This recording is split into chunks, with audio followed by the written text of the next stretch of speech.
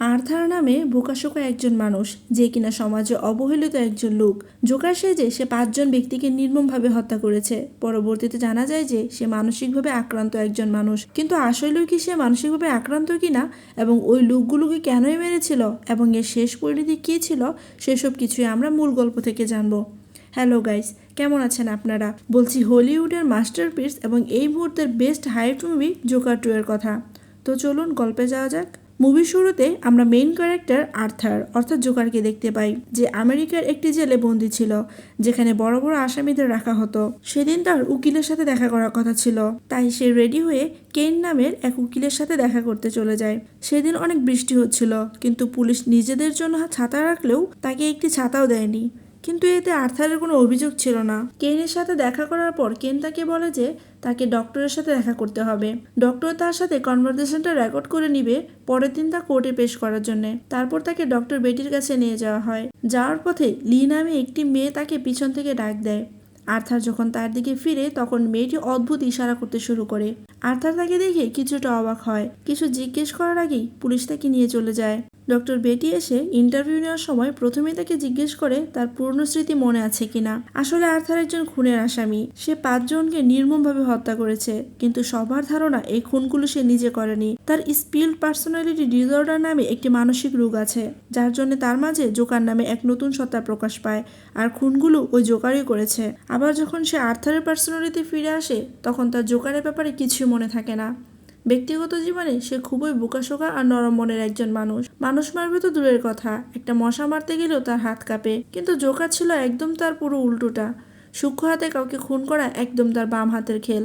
Doctor বেটি তাকে ওই ব্যাপারে কিছু জিজ্ঞেস করলে সে জানায় তার সেদিনকে কিছুই ঠিকঠাক মনে নেই। সে শুধু জানায় মিউজিকটা তার ভালোই লেগেছিল, আর এই মিউজিকটির কাহিনী আমি একটু পরে বলছি। তো বেটি যখন সেই মিউজিকের ব্যাপারে আরো কিছু জানতে চায় তখন আর্থার আর কোনো উত্তর দেয় না। বেটি এটাও জানার চেষ্টা করে যে জোকারের কাজগুলো তার ছোটবেলায় থাকা ট্রমার সাথে কোনোভাবে কানেক্টেড কিনা, কিন্তু আর্থার তো কিছুই মনে করতে পারছিল না। তাই বেটি সেখান থেকে চলে যায়। আসলে আর্থারের ছোটবেলাটা মোটেও আনন্দের ছিল না। বাবার কোনো আদর স্নেহ সে পায়নি, আর তার শারীরিক ঘটনার সরলতার জন্য সবাই তার সাথে খুব মজা নিত। একদিন যখন তার মা মারা যায় তখন সে আরো অসহায় হয়ে পড়ে। তাকে সাহায্য করার মতো কেউ ছিল না। সেখান থেকে আর্থার মেন্টাল ট্রমায় পড়ে যায়, আর সবাই ভাবে যে হয়তো সে ট্রমার জন্যই তার ভিতরে জোকারের জন্ম হয়েছে। তবে এর পিছনে আরেকটি রহস্য ছিল, যেটা আমরা সামনেই জানতে পারবো। আর্থারের এসব নিয়ে কোনো মাথা ব্যথা ছিল না। সে তার ফ্যান ফলোয়ার নিয়ে বেশ খুশি ছিল। মূলত মার্ডারের দিন একটি অ্যানিমেশন মুভি রিলিজ হয়েছিল, যেখানে আর্থার জোকারদের রোলে অভিনয় প্লে করেছিল। মুভিটি অনেক ফেমাস হয়ে যায় এবং আর্থারের একটি বড়সড় ফ্যান গ্রুপ তৈরি হয়, আর এসব নিয়ে সে অনেক খুশি থাকতো। তো পরদিন আর্থারকে রিহাবের মিউজিক ক্লাসে নিয়ে যাওয়া হয়। এই মিউজিক ক্লাসের মূল উদ্দেশ্য হচ্ছে কয়েদিদের একটু আনন্দ দিয়ে তাদের শুধরে নেওয়ার সুযোগ করে দেওয়া। সেখানে মিউজিক ক্লাসে গিয়ে তার সাথে আবার লিয়ের দেখা হয়। তখনও লি তার দিকে অদ্ভুতভাবে তাকিয়েছিল। ক্লাস শেষে লি আর্থারকে ডেকে গল্প করতে শুরু করে। তখন জানা যায় যে লি আর্থারের একজন বড় ফ্যান। জোকারের এই মুভিটা সে 15-20 বার দেখেছে। শুধু তাই নয়, সে আর্থারের প্রতি বিষয় ছিল। তার বাবা মাও তার উপর অনেক অত্যাচার করত, তাই সে নিজের বাড়িতে আগুন লাগিয়ে দেয়। তবে পুলিশের ধারণা লি মানসিকভাবে অসুস্থ, তাই তাকে রিহাবে শিফট করে দেওয়া হয়। লিকে আর্থারের খুব ভালো লাগে, কারণ এতদিন পর সে নিজের মতো কাউকে পেয়েছে। একদিন তারা দুজনেই রিহাবের থিয়েটার মুভি দেখতে যায়। সেখানে মূলত মোটিভেশনাল মুভি দেখানো হয়, যাতে কয়েদিদের সুস্থ স্বাভাবিক জীবনযাপন করার মোটিভেশন পায়। আর্থার খুব মনোযোগ দিয়ে মুভি দেখছিল, কিন্তু লি খুব বিরক্ত হচ্ছিল, কারণ এই মুভিটি আগেও সে অনেকবার দেখেছে। সে আর্থারকে নিয়ে এখান থেকে বেরিয়ে যেতে চায়, কিন্তু আর্থার রাজি হয় না। তাই লি সেখান থেকে সরে দূরে একটি জায়গায় গিয়ে বসে থাকে। এমন সময় হঠাৎ জেলে ফায়ার অ্যালার্ম বেজে ওঠে, তাই সবাই এদিক সেদিক দৌড়াতে শুরু করে। সেই সুযোগে লি আর্থারকে নিয়ে সেখান থেকে পালিয়ে যায়। অবশ্য তারা জেল থেকে পালাতে চাচ্ছিল না, তারা শুধু পালানোর এই এক্সাইটমেন্টটাই উপভোগ করছিল। তারা তখন সেই সময়টাকে অনেক এনজয় করে, কিন্তু শেষ পর্যন্ত পুলিশ তাদের দুজনকে আলাদা করে ধরে নিয়ে যায় এবং জেল থেকে পালানোর চেষ্টা করার অপরাধে আর্থারকে একটি অন্ধকার করে আটকে রাখে। কিন্তু তখনও আর্থার লিয়ের কথাই ভেবে যাচ্ছিল। সে চিন্তা করছিল যে সে এবং লি একসাথে স্টেজে পারফর্ম করছে। আসলে সে লিকে অনেক ভালোবেসে ফেলেছিল, আর ভয় পাচ্ছিল এটা ভেবে যে হয়তো আর কখনো লিয়ের সাথে তার দেখা হবে না। এমন সময় লি হঠাৎ সেখানে চলে আসে। তাকে দেখে আর্থার একটু অবাক হলেও বেশ খুশি হয়, কিন্তু তার খুশিটা বেশিক্ষণ টেকে না, কারণ লি তাকে জানায় যে তাকে বাড়িতে পাঠিয়ে দেওয়া হচ্ছে। পুলিশের ধারণা আর্থারের সাথে লি মিশলে সেটা লিয়ের জন্য খারাপ হতে পারে, তাই তাদেরকে আলাদা করে দেওয়া হচ্ছিল। সেটা শুনে আর্থার ভীষণ কষ্ট পায়। তখন লি তাকে বলে যে এটা তাদের জন্যই ভালো, কারণ রিহ্যাব থেকে বেরোতে পারলে লি আর্থারের কোর্টের শুনানির দিন উপস্থিত থাকতে পারবে, সেই সুবাদে তাদের দেখাও হবে। এছাড়া লি তাকে আশ্বস্ত করে যে সে যেভাবেই হোক না কেন আর্থারকে মুক্ত করে ছাড়বে, আর তারা পাহাড়ে গিয়ে খুব সুন্দর একটি বাড়ি বানাবে। কিছুটা সময় কাটানোর পর লি সেখান থেকে চলে যায়। তো পরদিন লিকে বাড়িতে পাঠিয়ে দেওয়া হয়। আর এদিকে আর্থারকে ইন্টারভিউ নেওয়ার জন্য প্যাডি নামে এক রিপোর্টার আসে। এটা শুনে আর্থার খুব খুশি হয়ে যায়, কারণ সে তো নিজেকে সেলিব্রিটি মনে করত। ইন্টারভিউ যাওয়ার আগে তার লয়ার কেন তাকে বোঝায় যে এটাই সুযোগ সবার সামনে নিজেকে নির্দোষ প্রমাণ করার। সবাইকে এটাই বুঝিয়ে দিতে হবে যে খুনগুলো আর্থার করেনি, তার আরেকটা পার্সোনালিটি জোগাড় করেছে। আর্থারও সেভাবেই রেডি হয়ে যায়। পেডি তাকে খুনের ব্যাপারে জিজ্ঞেস করে, সে জানায় তার পুরনো কথাগুলো মনে নেই, আর সে এখন ওই মানুষটাও নেই, অনেক বদলে গিয়েছে। কিন্তু পেডি তাকে বিশ্বাস করে না। সে নানা রকম উল্টাপাল্টা প্রশ্ন করে আর্থারকে কনফিউজ করে দেয়। সাধারণত রিপোর্টাররা যা করে আর কি। সেটা দেখে কেন ইন্টারভিউটা বন্ধ করে দিতে চাইলে পেডি শান্ত হয়ে জিজ্ঞেস করে যে তার মধ্যে কি বদলে গিয়েছে। জানায় সে এখন আর একা নয়, তার জীবনে নতুন কেউ এসেছে। পেডি ভালো করে জানতো সে লিয়ের ব্যাপারে বলছে, কিন্তু সে এটা জানতো না আর্থার লিকে ঠিক কতটা ভালোবাসে। সেটা বোঝানোর জন্যই আর্থার তার সামনে গান গাইতে শুরু করে। এদিকে লি টিভিতে বসে সে ইন্টারভিউ দেখে অনেক ইমোশনাল হয়ে পড়েছিল। পরদিন প্রথমবারের মতো আর্থারকে কোর্টে পেশ করা হয়। এটা নিয়ে মিডিয়া তোলপাড় শুরু হয়। সারা শহরের মানুষ কোর্টের রায় শোনার জন্য অধীর আগ্রহে অপেক্ষা করতে থাকে। কেউ তার মুক্তি চাচ্ছিল, কেউ চাচ্ছিল শাস্তি। আর্থারও খুব নার্ভাস ছিল, তবুও সে নর্মাল থাকার চেষ্টা করছে। কোর্টে পৌঁছানোর সাথে সাথে রিপোর্টাররা তার ছবি তুলতে শুরু করে। সেটা দেখে আর্থারের বেশ ভালো লাগে, কিন্তু এত কিছুর ভিড়েও সে শুধু একজনকে খুঁজে যাচ্ছিল, আর সেটা হলো লি। লিকে দেখতে না পেয়ে আর্থারের মন খারাপ হয়ে যায়। এর মাঝে কোর্টের কার্যক্রম শুরু হয়ে যায়। আর্থারের সেদিকে কোনো খেয়ালই ছিল না, সে শুধু লিকেই খুঁজে যাচ্ছিল। কিছুক্ষণ পর লি চলে আসলে আর্থার খুশি মনে কোর্টের দিকে মনোযোগ দেয়। এদিকে সরকার পক্ষের উকিল ড্যান লিও নামে এক ডক্টরকে ডেকে আর্থারের মেডিকেল কন্ডিশন সম্পর্কে জানতে চায়। তখন লিও জানায় যে সে আর্থারের ইন্টারভিউ নিয়ে বুঝতে পেরেছে যে আর্থারের কোনো মানসিক রোগ নেই, হয়তো ছোটবেলার ট্রমার কারণে কিছু অ্যাংজাইটি আর ডিপ্রেশন আছে, সেটা সিরিয়াস কিছু না। অর্থাৎ আর্থার ইচ্ছাকৃতভাবেই 5 জনকে খুন করেছে।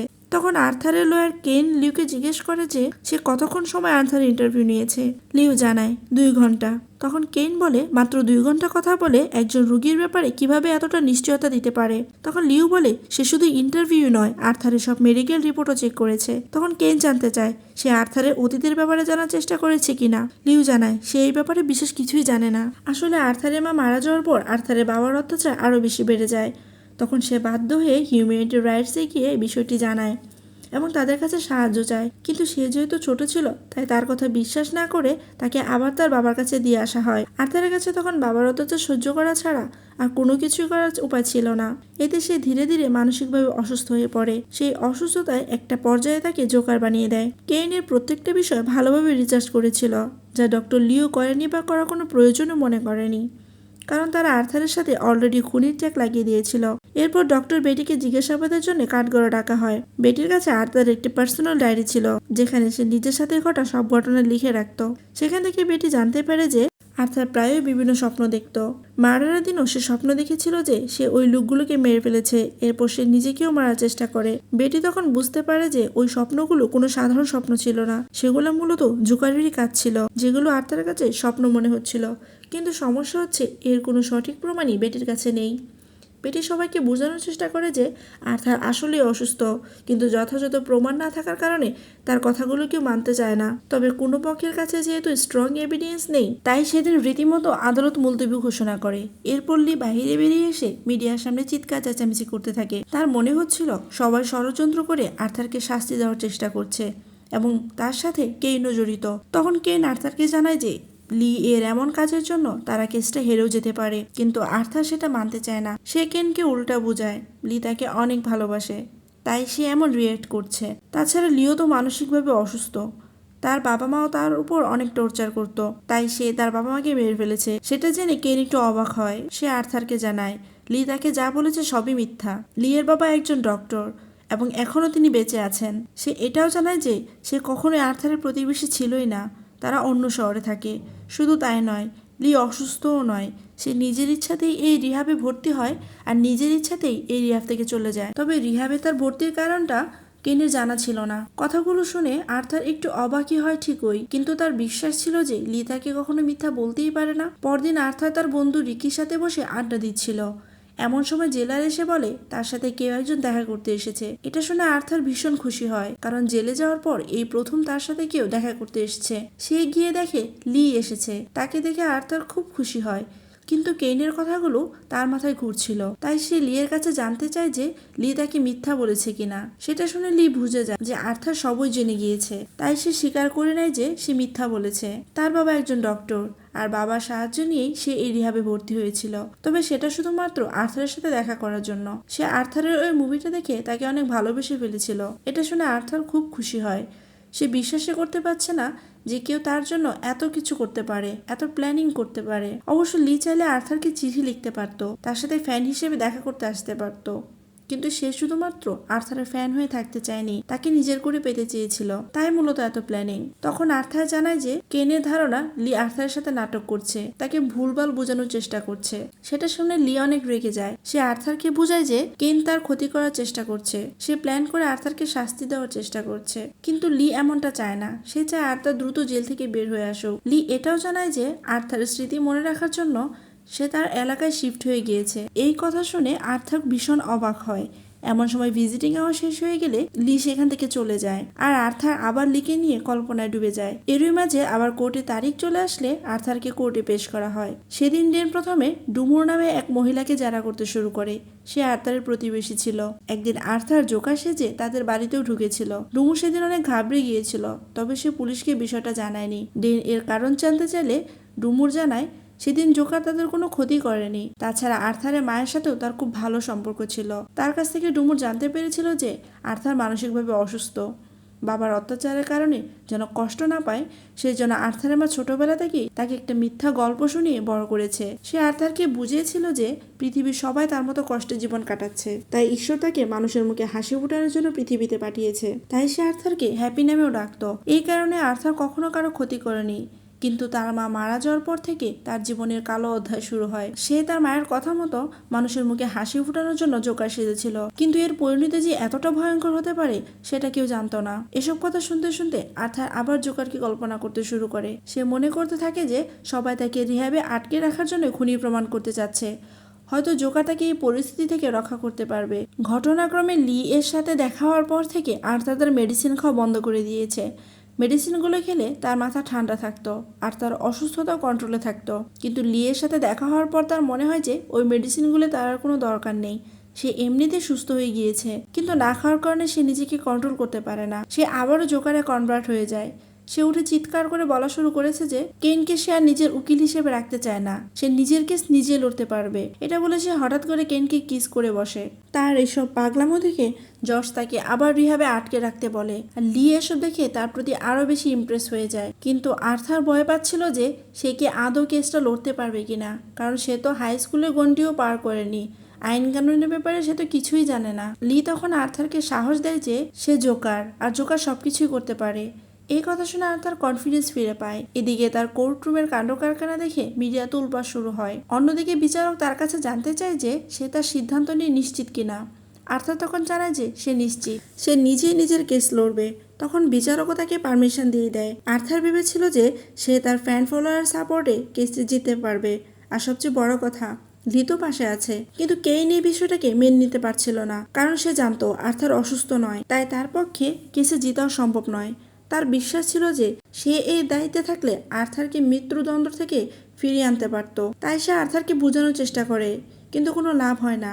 সেদিন রিহাবে ফিরে আর্থার কেস লড়ার খুশিতে আত্মহারা হয়ে যায়। সে নিজেকে সত্যিকারের উকিল ভাবতে শুরু করে। খুশিতে সে টেবিলের উপর উঠে পাগলের মতো নাচতে শুরু করে, আর তার দেখা দেখি রিকিও নাচতে শুরু করে। পুলিশ তাদের সামলানোর অনেক চেষ্টা করছিল, কিন্তু পারছিল না। দেখতে দেখতে সব কয়েদিরা একসাথে পাগলামো শুরু করে। তো পরের হিয়ারিং এর দিন আর্থার জোকার সেজে কোর্টে হাজির হয়, তবুও বিচারক তাকে কিছুই বলেনি। তারপর কোর্টের কার্যক্রম শুরু হলে ডেন গ্যারি নামে একজনকে কাঠগড়ায় ডাকে। জোকারের করা একটা খুনের প্রত্যক্ষদর্শী ছিল সে। সেই সাথে সে আর্থারের খুব ভালো বন্ধুও ছিল। তো ডেন তাকে জিজ্ঞেস করে যে তার দেখা ওই খুনি আদালতে উপস্থিত আছে কিনা। গেরি তখন নির্দ্বিধায় আর্থারকে দেখিয়ে দেয়। এরপর আর্থারকে জেরা করতে বললে আর্থার গিয়ে গেরির কাছে জানতে চায় যে গেরি তার আসল নাম কিনা।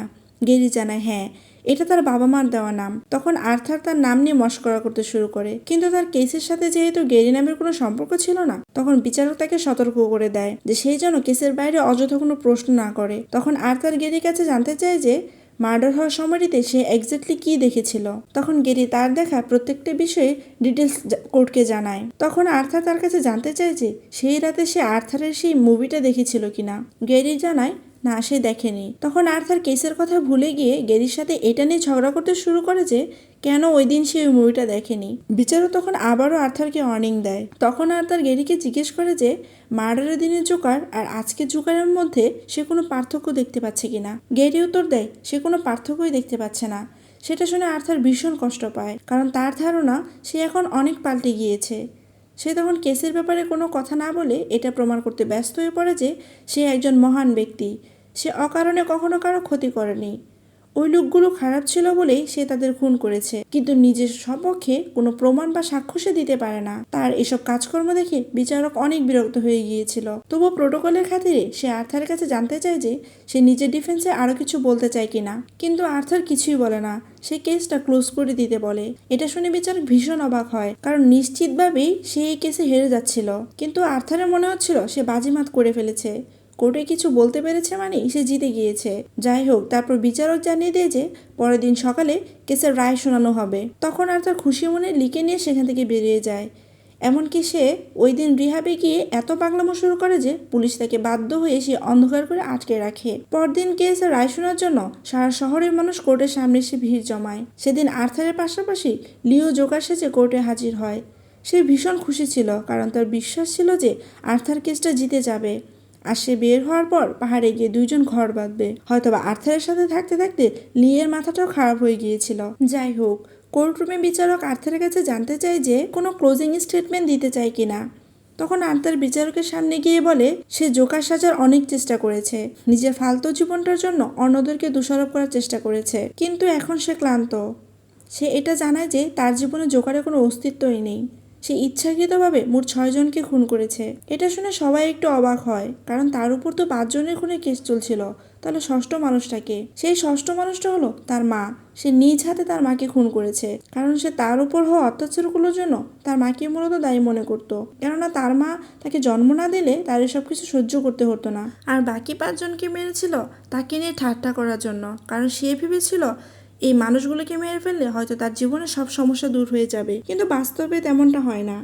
আর্থারের কথা শুনে লিয়ের মন ভেঙে যায় এবং সে কোর্ট থেকে বের হয়ে যায়। এরপর বিচারক জানায় একটা ব্রেকের পর এই কেসের রায় জানানো হবে। এরপর আর্থারকে তার লয়ার কেইনকে ফোন করে। কেইনের ফোনটা বন্ধ ছিল, তাই তার জন্য একটি ভয়েস মেসেজ রেকর্ড করে। একটা গানের মাধ্যমে সে তার লয়ার কেইনের কাছে ক্ষমা চায়। সে বুঝে গিয়েছিল তার বাঁচার আর কোনো উপায় নেই। কিছুক্ষণ পর কোর্টের কার্যক্রম আবারও শুরু হয়। বিচারক তার রায় শোনাতে যাবে, এমন সময় কোর্টের বাইরে একটি বোম ব্লাস্ট হয়। আর সেই বোম ব্লাস্টে জর্জসহ অনেকেই মারা যায়। কে ওই বোম ব্লাস্ট করেছে সেটা জানা যায়নি। সৌভাগ্যবশত আর্থার বেঁচে যায়, কিন্তু তার অবস্থা অনেক খারাপ ছিল। তবুও সে কোনো মতো নিজেকে সামলে সেখান থেকে বের হয়ে যায়। জোকারের মেকআপ করা একটা লোক এসে তাকে সেখান থেকে নিয়ে পালাতে শুরু করে। হয়তো সেও জোকারের ফ্যান ছিল। তারা আর্থারকে পুলিশের নজর থেকে লুকিয়ে অনেকটা দূরে নিয়ে আসে। তখন আর্থারের মনে আবারও স্বপ্ন জাগে যে সে এখন লিকে নিয়ে দূরে গিয়ে পাহাড়ে ঘর বাঁধতে পারবে। সে তৎক্ষণাৎ গাড়ি থেকে বেরিয়ে আসে লিয়ের সাথে দেখা করার জন্য, আর তার সে পুরনো বাড়িতে চলে যায়। সেখানে গিয়ে লিয়ের সাথে দেখা হলে সে লিকে বলে এখন যেখানে ইচ্ছা সেখানে তারা যেতে পারবে, তাদেরকে আর কেউ আটকাতে পারবে না। কিন্তু লি তার সাথে কোথাও যেতে রাজি হয় না, কারণ সে তো আর্থারকে কখনো ভালোই বাসেনি। সে ভালোবেসেছিল জোকার নামের ওই ফিকশনাল ক্যারেক্টারটিকে। যখন আর্থার কোর্টে এটা স্বীকার করে নেয় যে জোকারের কোনো অস্তিত্বই তার জীবনে নেই, তখন আর্থারের থেকে তার ভালোবাসাটাও হারিয়ে যায়। তাই সে আর্থারকে সেখানে ফেলে রেখে চলে আসে। তখন আর্থার মন খারাপ করে সেখান থেকে বেরিয়ে আসে। এমন সময় পুলিশ গিয়ে তাকে ধরে ফেলে। যেহেতু তার কেসের রায় হওয়ার আগে বিচারক মারা যায়, তাই তাকে আবারও রিহাবে নিয়ে আসা হয়। একদিন সেখানে থাকা এক কয়েদি আর্থারের সাথে কথা বলতে আসে। তাদের আশেপাশে তখন কেউ ছিল না। লোকটা হঠাৎ তখন আর্থারের উপর অ্যাটাক করে, তাকে পাগলের মতো ছুরিঘাত করতে থাকে। হয়তো আর্থার হাতে খুন হওয়া কারো ফ্যামিলি মেম্বারই ছিল সে। তবে সেটা শিওর হওয়ার আগে আর্থার মৃত্যুর কুলে ঢলে পড়ে। আর এই হৃদয় বিদারক ঘটনার মধ্যে দিয়েই জোকারের গল্পটা শেষ হয়ে যায়। আসলে জোকার 2 এর গল্পটা নাকি অনেকের ভালো লাগেনি, তবে আমার মতামত হলো যে এখানে যেহেতু একটা পরিণতি দেখানো হয়েছে তাই সেটা যে কোনো রকমের হতে পারে। তাছাড়া আমাদের সবার জীবন তো আর গতানুগতিকভাবে চলে না, যেমনটা আর্থারের জীবনটাও বড় অদ্ভুত ছিল। তো গাইস, আপনাদের কাছে মুভিটি কেমন লাগলো তা অবশ্যই কমেন্ট করে জানাবেন। আর আমার ছোট্ট চ্যানেলটিকে সাবস্ক্রাইব করে প্লিজ আমাকে সাপোর্ট দিয়ে পাশে থাকবেন। ধন্যবাদ সবাইকে।